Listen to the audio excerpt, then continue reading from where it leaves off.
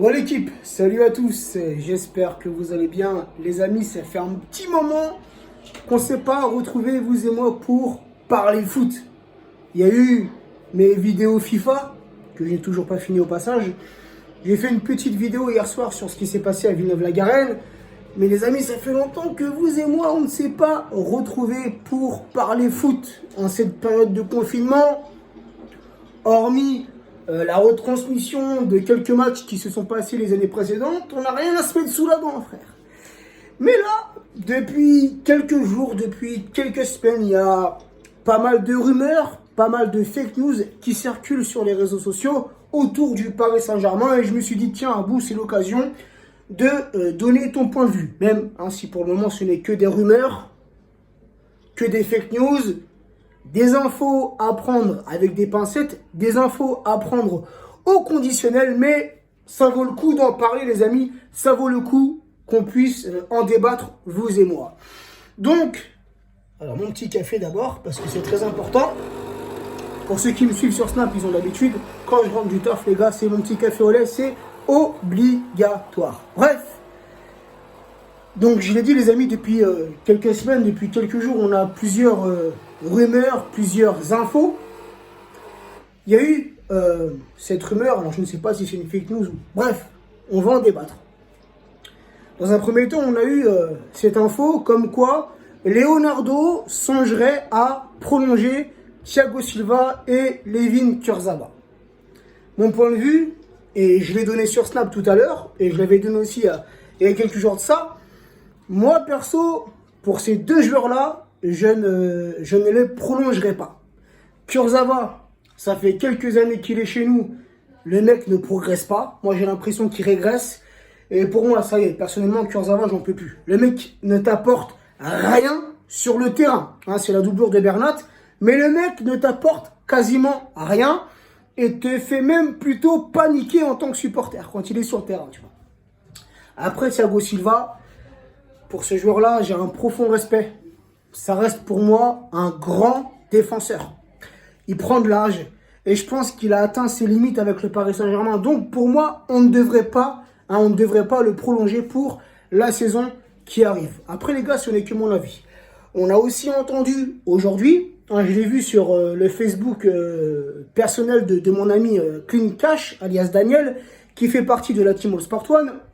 Il a publié une petite info comme quoi il serait possible que le Paris Saint-Germain prolonge Cavani. Donc ça aussi, les amis, moi, je suis contre. Cavani, lui aussi, pour moi, c'est un grand numéro 9. C'est un grand joueur. Il a apporté tant de choses au Paris Saint-Germain. Il a su faire sa place. Il est devenu le meilleur buteur historique du Paris Saint-Germain. C'est un joueur qui a mon profond respect. Mais pour moi, Cavani, c'est stop. Pour moi, Cavani, on doit s'en séparer. On doit le laisser partir là, à la fin de la saison. Voilà. Donc, sur ces trois joueurs-là, les amis, je vous ai donné mon avis. Donc, n'hésitez pas en commentaire à me donner votre avis. En ce qui concerne Kurzawa, pour moi, c'est clair et net. Pour moi, j'en peux plus. Je pense que vous le savez, tu vois. Après, si Thiago Silva et si Cavani sont prolongés, puisque Nasser en décidera, l'Émir en décidera, et Leonardo, Tourelle en décideront, tu vois, voilà, moi, je ne donne que mon avis, vous donnez votre avis, mais au final, ce n'est pas nous qui décidons. Donc, si Silva, Cavani sont prolongés d'une saison, voilà, on fera avec, les gars, tu vois, je vais pas pousser un coup de gueule. Mais pour moi, ces deux joueurs-là, avec tout le respect que j'ai pour eux, ont atteint leurs limites avec le Paris Saint-Germain et il serait temps de tourner la page. C'est vrai, attendez les gars, parce que mon petit café au lait, j'ai pas envie qu'il refroidisse. Frère. Sinon, il y a eu aussi, les gars, une info que j'ai vue sur Twitter, que j'ai vue sur Facebook. Je pense que c'est une fake news, et j'en suis même sûr, mais ça vaut le coup d'en parler, ça vaut le coup d'en débattre, car c'est pour moi le meilleur joueur au monde. J'ai vu cette publication donc, sur Twitter qui a été mise par le guide du PSG. C'est un compte que je suis sur Twitter et c'est un compte qui me suit aussi sur Twitter. Et j'ai vu, il y a quelques jours de ça, c'était il y a 2 jours, Selon les informations du média Diario Gol, Cristiano Ronaldo cherche actuellement un dernier défi pour finir sa carrière. En interne, son agent penche déjà pour un transfert au PSG. CR7 et sa femme sont amoureux de la ville où vit une forte communauté portugaise. Donc ça, les gars, j'avais fait part de mon avis sur mon Snap. Et beaucoup sont venus me dire « Ouais, mais t'es fou, il viendra jamais, c'est pas possible, c'est une fake news. » Et les gars, encore une fois, là, tout ce que je vous dis, c'est des rumeurs, c'est des fake news. Tout est à prendre au conditionnel, les gars. Mais on est là pour débattre, tu vois. On est là pour faire vivre le truc un peu. Tu vois ce que je veux dire? On est en manque de foot. Après, c'est pas mon délire. Hein, vous me connaissez, le mercato, les transferts, le délire comme ça, c'est pas mon truc. Mais là, t'as vu, ça fait un petit moment, depuis le confinement, j'ai pas fait de vidéo. Je ne fais pas vivre ma chaîne YouTube. Donc là, tu vois, j'ai envie qu'on parle de ça. Donc, les gars, encore une fois, je pense que c'est une grosse fake news.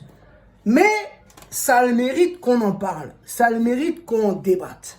Moi, personnellement, je pense que rien n'est impossible avec le Paris Saint-Germain. Hein, on l'a vu, rappelez-vous, dès que les Qataris sont arrivés, qui aurait imaginé que Zlatan vienne au Paris Saint-Germain? Qui aurait imaginé que Silva vienne au Paris Saint-Germain? Qui aurait imaginé un jour que Neymar puisse venir au Paris Saint-Germain, tu vois? Donc, je me dis, avec le Paris Saint-Germain, on peut s'attendre à tout, frérot. Rien n'est impossible avec les Qataris. Et quand tu prends Cristiano Ronaldo, alors j'ai plus de batterie, voilà. Quand tu prends Cristiano Ronaldo, pour moi, ça ne serait pas impossible que CR7 recherche un dernier défi à se mettre sous la dent avant la fin de sa carrière. Il a 35 ans, 5 fois Ballon d'Or, et partout où il est passé, au Sporting, à Manchester United, au Real Madrid, actuellement à la Juve, et même avec la sélection portugaise, partout où Cristiano est passé, il a remporté un trophée ou même plusieurs trophées. Avec le Sporting, un trophée. Avec Manchester United, 10 trophées. Avec le Real, 16 trophées. Avec la Juve, pour le moment, 2 trophées.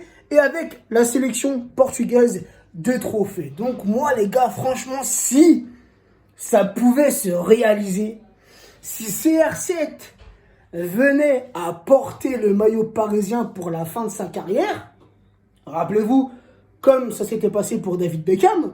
David Beckham avait fini sa carrière au Paris Saint-Germain. C'était un petit coup de marketing, on le sait, tu vois. Mais pourquoi pas faire la même chose avec CR7? Tu vois ce que je veux dire? Après, voilà, on a Neymar, on a Mbappé. Est-ce que CR7 accepterait de venir dans un club où il y a déjà 2 grosses têtes? Tu vois, ça m'étonnerait, tu vois ce que je veux dire? Donc, faudrait peut-être qu'un des deux parte. Faudrait peut-être qu'on vende Neymar, qu'on vende Mbappé pour faire venir CR7. Est-ce que ça vaut le coup? Bref, en tout cas, CR7, moi, perso, les gars, c'est un joueur que j'aime beaucoup. C'est un joueur que je respecte beaucoup. C'est un professionnel. Hein, c'est un mec qui travaille dur pour être au niveau où il est actuellement. Et frère, comme je l'ai dit, partout où il est passé, frère, il a remporté quelque chose. CR7, c'est un meneur d'hommes. C'est un joueur technique. Il a la grande classe. C'est un joueur mature. C'est un meneur d'hommes. Rappelez-vous la finale qu'on a perdue, nous, en tant que Français, contre les Portugais. Cristiano qui est sorti sur blessure. Qui était sur le bord de la touche? Qui avait ce rôle d'entraîneur? CR7, frérot. Tu vois ce que je veux dire? Donc, c'est vraiment un meneur d'hommes. Hein, c'est vraiment, ce mec-là, c'est un capitaine. Tu vois ce que je veux dire? C'est un mec avec qui tu pars à la guerre. C'est un mec avec qui tu pars au combat. Et il nous l'a prouvé, frère, à plusieurs reprises, aussi bien en Ligue des Champions qu'en Liga, qu'en Première Ligue. Bref, c'est un énorme joueur. Et quel plaisir, je pense que tout supporter parisien kifferait la venue de CR7. Après, voilà, les gars, c'était, t'as vu mon petit point de vue, mon petit avis. Hein, je pense que, encore une fois, c'est une fake news. Mais ce genre de fake news mérite d'en faire un petit débat. Sinon, il y a eu aussi, les amis, aujourd'hui, une publication, toujours sur le Facebook officiel de mon ami Clean Cash, par rapport à la Ligue 1. Donc, on va lire ensemble. L'UNFP publiait une tribune contre la reprise de la Ligue 1. Sylvain Carsten Deutsch, ancien défenseur du FC Metz, devenu co-président de l'UNF. Au nom des joueurs de Ligue 1 et Ligue 2, le leader syndicaliste se dit contre une reprise des compétitions avec un calendrier resserré. Bah ouais les gars, il reste pas beaucoup de temps avant la reprise de la nouvelle saison, tu vois. Avec ce coronavirus, tout a été chamboulé, frérot. Donc il dit, l'analyse médicale menée par l'UNFP et la FIFPro alerte sur les reprises physiques élevées en cas de match organisé tous les 3 jours après une si longue période d'arrêt, ce qui n'est pas faux. Fatigue accentuée et augmentation par 6 de l'indice des blessures musculaires dès la fin du 2e match. Baisse de la performance, argumente Sylvain Carsten Deutsch tout en soulignant que la priorité reste la santé. Et là-dessus, les amis, on est d'accord. Hein, la santé prévaut sur toutes les autres choses. Donc, il dit, dans un second communiqué, il dit « L'urgence économique ne doit pas prendre le pas sur l'impératif de santé publique. Renonçons à une reprise du championnat dans ces conditions. Reprise qui serait précipitée et dangereuse. Il me semble plus raisonnable, plus juste et plus vertueux de faire aujourd'hui le choix de la raison pour que demain nous puissions à nouveau faire celui du cœur. » Fin de citation. Donc là, les gars, c'est un peu compliqué. On a tous un avis différent puisqu'on est tous en manque de foot. Mais c'est vrai que quand tu lis ce genre d'article, c'est vrai que la santé prend le dessus sur la reprise de la Ligue 1. Est-ce que nos joueurs seront à 100% pour reprendre le championnat? Est-ce que ce virus sera éradiqué? Après, voilà, si le championnat ne reprend pas, on se base sur quoi? On se base sur l'état actuel du championnat. Ça veut dire Paris Saint-Germain champion, s'ensuit de l'OM qui est en Ligue des Champions, ensuite en bas de tableau Toulouse relégué, alors qu'il reste 10 journées, je crois, si je ne me trompe pas. Donc c'est un peu aussi une forme d'injustice pour ceux qui sont tout en bas, tu vois. Donc voilà, c'est vraiment les gars un sujet très sensible. Et on verra ce que ça va donner dans les semaines qui arrivent. Et sinon, la dernière petite info qu'on a eue hier, les amis, une info qui se confirme d'heure en heure, c'est la future arrivée de Telles, le défenseur brésilien, le latéral gauche qui joue actuellement au FC Porto. Franchement, les gars, si on arrive à faire ce coup-là, ça voudrait dire dans un premier temps qu'on se débarrasse de Kurzawa. Allez hop, prends la porte, c'est mérité. Et ça voudrait dire que Telles viendrait pour concurrencer Bernat. Alors franchement, Telles, moi, je l'ai vu jouer avec le Brésil et non pas avec le FC Porto parce que je ne regarde pas le championnat portugais. Mais pour l'avoir vu quelques fois jouer avec la sélection brésilienne, franchement, c'est un très très bon latéral gauche, un très bon pied gauche, un très bon centreur, un très très bon défenseur. Donc franchement, si on pouvait faire ce coup-là, ça serait pas mal. Mon petit Nasser, mon petit Leonardo là, faut sortir le chéquier, frérot. Bref, voilà les amis. On a fait un peu le tour, j'ai fait un peu le tour de tout ce que je voulais vous dire. Et puis voilà, en tout cas, ça m'a fait plaisir de faire cette petite vidéo, de parler foot avec vous. N'hésitez pas en commentaire, donnez-moi vos avis, donnez-moi votre point de vue, votre ressenti. Est-ce que le foot vous manque? Est-ce que le Paris Saint-Germain vous manque?